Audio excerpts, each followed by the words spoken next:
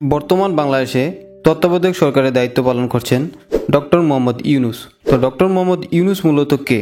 তো ডক্টর মোহাম্মদ ইউনূস একজন বিখ্যাত বাংলাদেশি অর্থনীতিবিদ এবং সামাজিক উদ্যোক্তা। তিনি গ্রামীণ ব্যাংকের প্রতিষ্ঠাতা, যা ক্ষুদ্র ঋণ কার্যক্রমের জন্য বিখ্যাত।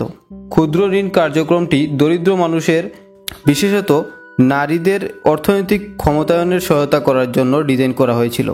2006 সালে ডক্টর ইউনূস এবং গ্রামীণ ব্যাংক যৌথভাবে নোবেল শান্তি পুরস্কার লাভ করেন, যা দারিদ্র্য বিমোচনে এবং অর্থনৈতিক সামাজিক উন্নয়নে তাদের অবদানের স্বীকৃতি হিসেবে প্রদান করা হয়।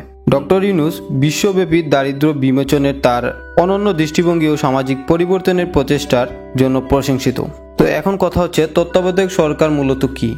বাংলাদেশের তত্ত্বাবধায়ক সরকার একটি অস্থায়ী সরকার ব্যবস্থা, যা সাধারণত নির্বাচনের আগে একটি নির্দিষ্ট সময়ের জন্য ক্ষমতা গ্রহণ করে।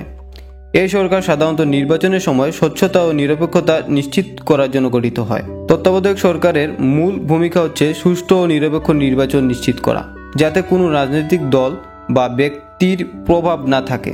বাংলাদেশের তত্ত্বাবধায়ক সরকারের ধারণা প্রথম চালু হয় 1996 সালে, যা প্রথম তত্ত্বাবধায়ক সরকার গঠিত হয়। পরে 2006 থেকে 2008 সাল পর্যন্ত এই ব্যবস্থাটি বেশ আলোচিত ছিল। তবে 2011 সালে একটি সাংবিধানিক সংশোধনের মাধ্যমে তত্ত্বাবধায়ক সরকার ব্যবস্থাটি বাতিল করা হয়।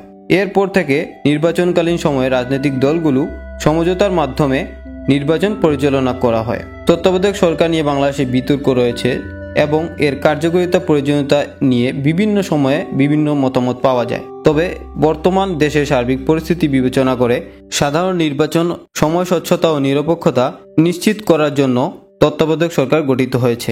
তো ভিউয়ার্স, এই ছিল আসলে আজকের ভিডিও। আজকের ভিডিওটা সম্পূর্ণ আলাদা একটা ভিডিও। আমরা সবসময় মূলত টেক ভিডিও আপলোড করে থাকি, তো বর্তমানে দেশের পরিস্থিতি বিবেচনা করে এই ভিডিওটা তৈরি করা। তো আজকের ভিডিও এই পর্যন্তই।